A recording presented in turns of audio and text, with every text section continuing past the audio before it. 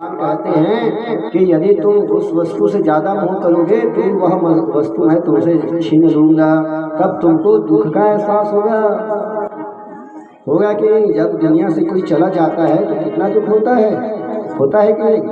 क्यों दुख क्यों होता है? क्योंकि हम उसे मोह करते हैं। ये मेरे देश है, ये मेरे गाँव कहने लग जाते हैं। आज भगवान यशोदा की मैया के मुंह को दूर किया। मटकी से बड़ा मुंह था और मटकी फूटते ही मैया क्रोधित हो गई, भगवान को दौड़ाने लगी। आगे आगे भगवान, पीछे छड़ी लेकर के मैया। भगवान पकड़ में आने वाले नहीं, अंत में थक गई मैया। आजा बेटा, नहीं मालूम करके लड़का माला कैसे कर दो ज्यादा चिल्ला नहीं मारो रे, आ जा रे, करता नहीं। अब जैसे ही बालक आया भैया, कन्हैया आया मैया के समय, तुरंत पकड़ लिए और बांधने लगी।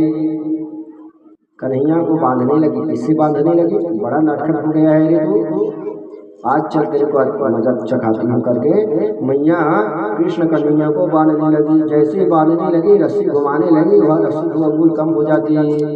सार बात सीधी बात यह है, वह रस्सी 2 ही अंगुल क्यों कम होते थे? 4 अंगुल हो सकते थे, 5 अंगुल हो सकती थी भैया। जब 2 अंगुल की रस्सी का बड़ा महत्व है। 2 अंगुल जैसे कम होता, मैया फिर रस्सी जोड़ती, फिर 2 अंगुल कम हो जाता। क्यों कम हो जाता? तो भगवान इस लीला को करके बताना चाहते हैं, हे संसार वालों, मैं 2 के वजह से तुम लोगों को नहीं मिलता। किस 2 की वजह से? हमारे अंदर रजोगुण होता है और तमोगुण होता है। यदि आप रजोगुण और तमोगुण को त्यागोगे और केवल सत्व गुण को अपनाओगे तो मैं आसानी से मिल जाऊंगा।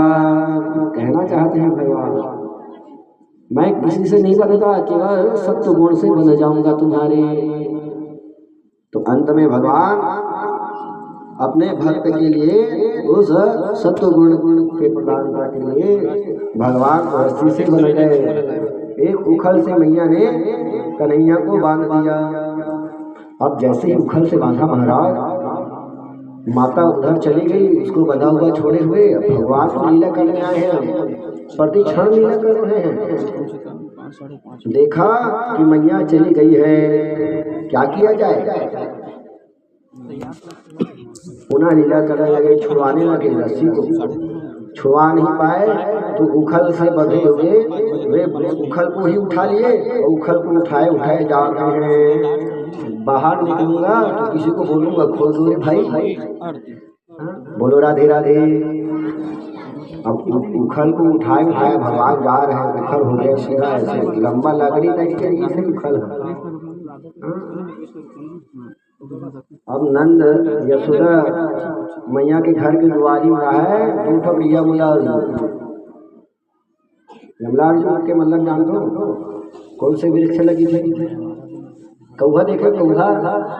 हाँ, भगवान नंद यशोदा मैया के घर के द्वारी में कौहा को वृक्ष है और ज्यादा तो नहीं, इसे पास तभी तो वह उखल फंसा। जैसे भगवान उस वृक्ष के उन दोनों वृक्ष के बीच से गुजर रहे थे, वह उखल फंस गया। अब भगवान कहाँ न हंस सकते, उखल में बंधे। भगवान ने लीला की, थोड़ा सा दम लगाया महाराज, दोनों कौवा के वृक्ष नीचे धड़ाम से गिर गया। जैसे धड़ाम से गिरा, आवाज भी नहीं हुआ, न कुछ हुआ, आवाज भी नहीं हुआ, ना हवा चला ना आवाज हुआ। आवाज वहाँ उस दोनों यमला और वृक्षों से 2 दिव्य पुरुष निकले महाराज और भगवान को प्रणाम करते हुए चले गए। और जैसे उन लोग गए ना, तब वृक्षों की आवाज आई धड़ाम। सब होने के बाद जैसे ही मैया सुनी, यशोदा मैया, अरे कैसे, क्या आवाज आ रही है? तो क्या देखा कि सामने बालक है, कौन? कन्हैया खड़ा हुआ है और वृक्ष ये गिरी पड़ी है।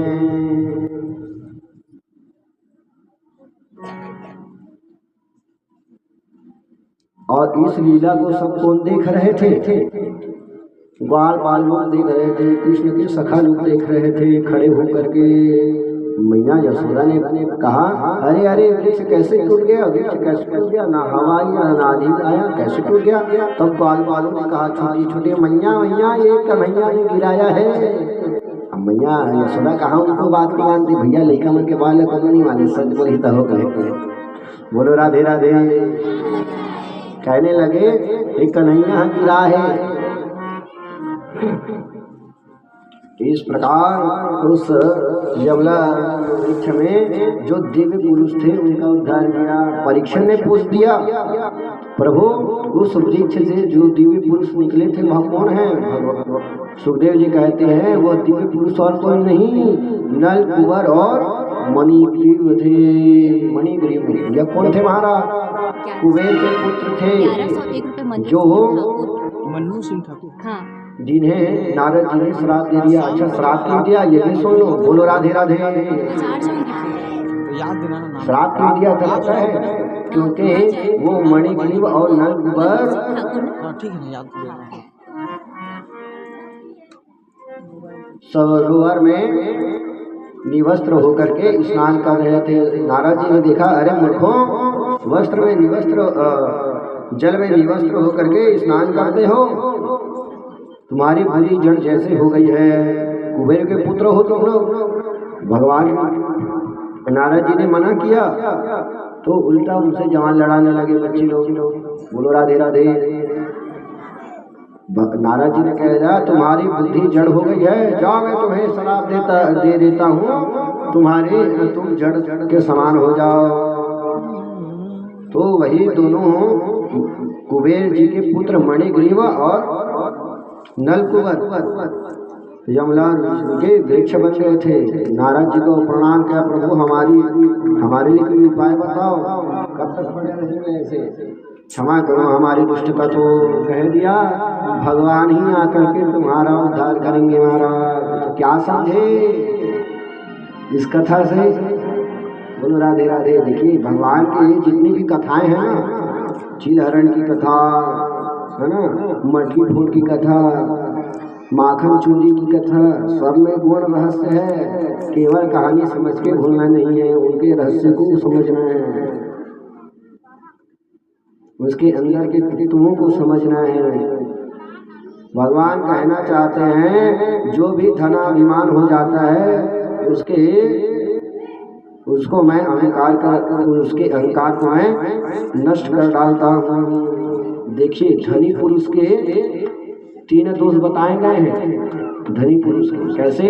पहले धन का दोष, धनी पुरुष के पास जो धन है उसमें दोष होता है, तो दोष का शमन करने के लिए दान करनी चाहिए, तब उसके धन की शुद्धता हो जाती है। दूसरी बात धनाभिमान, धनी पुरुषों में धन का अभिमान हो जाता है, तो उसके शमन के लिए भगवान में से प्रीति लगा लो, उसका नाश हो जाएगा।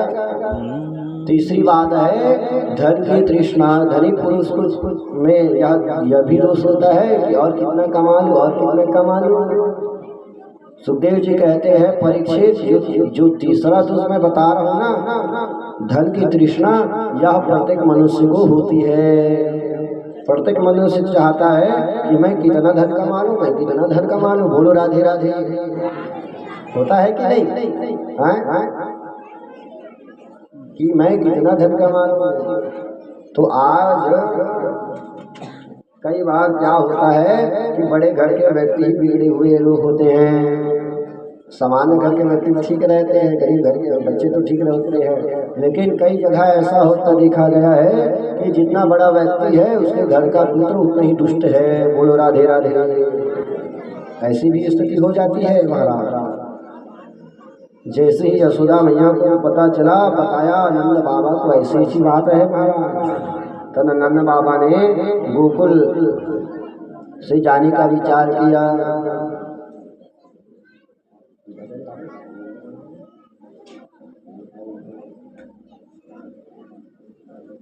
कहने लगे सभा बुलाई, सभा बुला करके कहा महाराज मेरे पुत्र कन्हैया के ऊपर बार बार विपत्तियां आ रही हैं।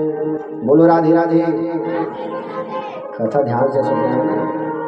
हमारे पुत्र किसके ऊपर? कन्हैया ऊपर बार बार विपत्तियां आ रही है, इसलिए कहीं जाने का विचार कर रहा है, अब यहाँ रहने की इच्छा नहीं हो रही है। तो उनमें से उपनंद नाम का वृद्ध बोलने लगा, कहने लगे सभी वृंदावन चलो महाराज। वनम वृंदावनम नाम पश्योऽयं नवकानना गोप गोपी गवां सेव्यां पुण्याधेन विरोधमा। एक उपनंद नाम के बुजुर्ग ने कहा वृंदावन चलो। वहाँ उस वृंदावन में छोटे छोटे और वन हैं, जहाँ निधि वन और अनेकों वन हैं। सुंदर वन में चलो, जहाँ हमारी गैया मैया को चढ़ने के लिए भी वहाँ बहुत सारी व्यवस्था है। देखिए, जिस स्थान में आपको ज्यादा कष्ट हो रहा है ना, उस स्थान को शास्त्रों ने त्यागने का निर्णय दिया है। बोलो राधे राधे। जिस स्थान में व्यक्ति को ज्यादा कष्ट हो रहा हो, वहाँ उस स्थान में व्यक्ति को ज्यादा नहीं रहना चाहिए, तुरंत स्थान परिवर्तन करके अन्यत्र चले जाना चाहिए। तो आज नंद बाबा ने विचार किया, हमारे घर में बहुत सारी विपत्तियां आ रही हैं, यह स्थान हमारे लिए ठीक नहीं है, बेकार हो गया हमारे लिए, हमें कहीं और जाना चाहिए। तो कहाँ चले गए महाराज?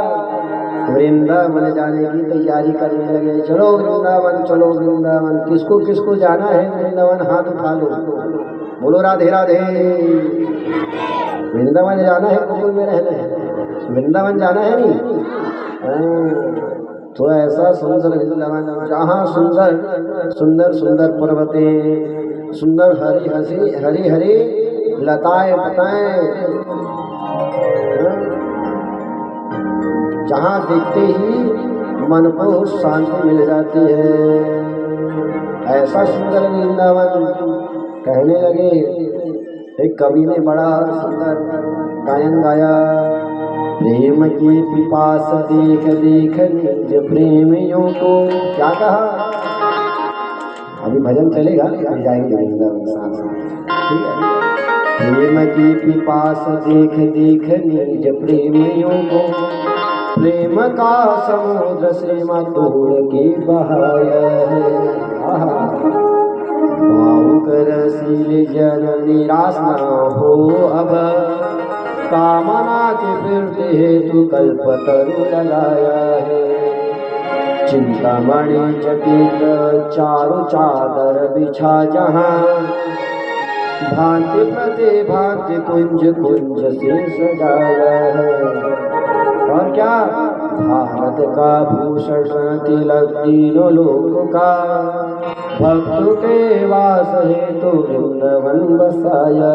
भक्तों के वास हेतु वृंदावन बसाया।